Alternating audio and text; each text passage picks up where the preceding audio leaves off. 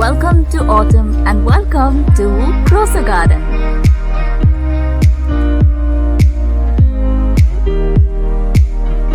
You can also find a toy train inside this Großer Garten. Hop on in this and see this garden from the train.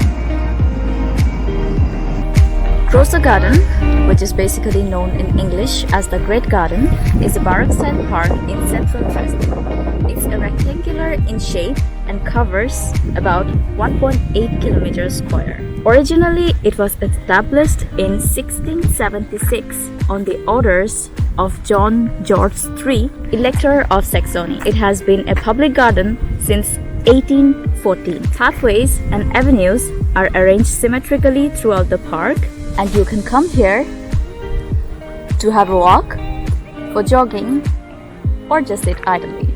This place is so relaxing and it's always beautiful.